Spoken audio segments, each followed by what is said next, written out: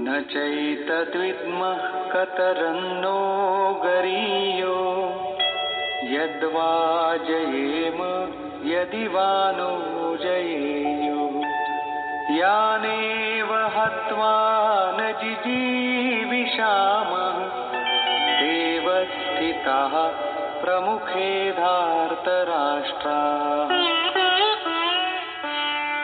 ये भी निश्चित नहीं है कि वो भोग मिलेगा ही। ये भी हम नहीं जानते कि हमारे लिए क्या करना श्रेयस्कर है, क्योंकि जो कुछ हमने कहा वो अज्ञान प्रमाणित हो गया। ये भी ज्ञात नहीं है कि हम जीतेंगे अथवा वे ही जीतेंगे। जिन्हें मारकर हम जीना भी नहीं चाहते, वे ही धृतराष्ट्र के पुत्र हमारे सामने खड़े हैं। अज्ञान रूपी धृतराष्ट्र से उत्पन्न मोह इत्यादि स्वजन समुदाय मिट ही जाएंगे, तब हम जीकर ही क्या करेंगे।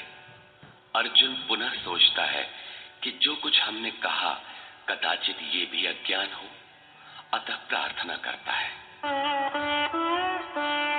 कार्पण्य दोषोपहत स्वभावः पृच्छामि त्वां धर्म सम्मूढचेता यच्छ्रेयस्यान्निश्चितं ब्रूहि तन्मे शिष्यस्तेऽहं शाधि मां त्वां प्रपन्नम्। कायरता के दोष से नष्ट स्वभाव वाला, धर्म के विषय में सर्वथा मोहित चित्त हुआ, मैं आपसे पूछता हूं, जो कुछ निश्चित परम कल्याणकारी हो वो साधन मेरे लिए कहिए। यहां अर्जुन ने पूर्ण समर्पण कर दिया। अभी तक वो श्री कृष्ण को अपने स्तर का ही समझता था, अनेक विद्याओं में अपने को कुछ आगे ही मानता था। यहां उसने अपनी बागडोर श्री कृष्ण को वस्तुतः सौंप दी। सद्गुरु पूर्ति पर्यंत हृदय में रहकर साधक के साथ चलते हैं। यदि वे साथ न रहे तो साधक पार न हो। युवा कन्या के परिवार वाले जिस प्रकार शादी विवाह तक उसको संयम की शिक्षा देते हुए संभाल ले जाते हैं, ठीक उसी प्रकार सद्गुरु अपने शिष्य की अंतरात्मा से रथी होकर उसे प्रकृति की घाटियों से निकालकर पार कर देते हैं। अर्जुन निवेदन करता है कि भगवान, एक बात और है। नहि प्रपश्यामि ममापनुद्यात्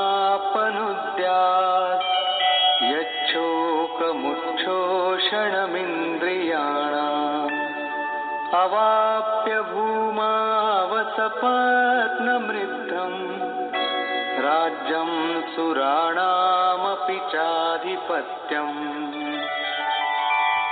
भूमि पर निष्कंटक धन धान्य संपन्न राज्य को और देवताओं के स्वामीपन इंद्र पद को पाकर भी मैं उस उपाय को नहीं देखता जो मेरी इंद्रियों को सुखाने वाले शोक को दूर कर सके। जब शोक बना ही है तो ये सब लेकर ही मैं क्या करूंगा। यदि इतना ही मिलना है तो क्षमा करें।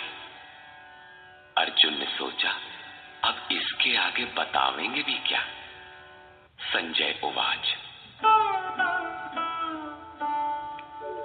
एवमुक्त्वा ऋषिकेशं गुडाकेशः परन्तप न योत्स्यैति गोविन्दम् उक्त्वा तूष्णीं बभूवः।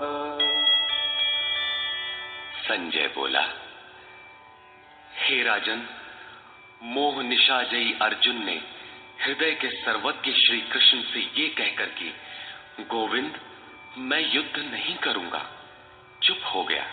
अभी तक अर्जुन की दृष्टि पौराणिक है, जिसमें कर्म कांडों के साथ भोगों की उपलब्धि का विधान है, जिसमें स्वर्ग ही सब कुछ माना जाता है, जिस पर श्री कृष्ण प्रकाश डालेंगे कि ये विचारधारा भी गलत है। तमुवाच ऋषिकेशः प्रहसन्निव भारत सेनयोरुभयोर्मध्ये विषीदन्तमिदं वचः। उसके उपरांत हे भरतवंशी धृतराष्ट्र, अंतर्यामी योगेश्वर श्री कृष्ण ने दोनों सेनाओं के बीच में उस शोक युक्त अर्जुन को हंसते हुए से ये वचन कहा। श्री भगवानुवाच। अशोचानन्वशोचस्त्वम् प्रज्ञावादांश्च भाषसे गतासु न गतासूंश्च नानुशोचन्ति पंडिताः। अर्जुन, तू न शोक करने योग्यों के लिए शोक करता है और पंडितों के से वचन कहता है, किंतु बुद्धि संपन्न पंडित जन जिनके प्राण चले गए हैं उनके लिए तथा जिनके प्राण नहीं गए हैं उनके लिए भी शोक नहीं करते। तू पंडितों जैसी बातें भर करता है, वस्तुतः ज्ञाता है नहीं, क्योंकि न त्वेवाहं जातु नासं न त्वन्नेमे जनाधिपाः न चैव न भविष्यामः सर्वे वयमतः परम्। न तो ऐसा ही है कि मैं अर्थात सद्गुरु किसी काल में नहीं था, अथवा तू अनुरागी अधिकारी अथवा जनाधिपाह राजा लोग अर्थात राजसी वृत्ति में पाए जाने वाला अहम नहीं था, और न ऐसा ही है कि आगे हम सब नहीं रहेंगे। सद्गुरु सदैव रहता है, अनुरागी सदैव रहते हैं।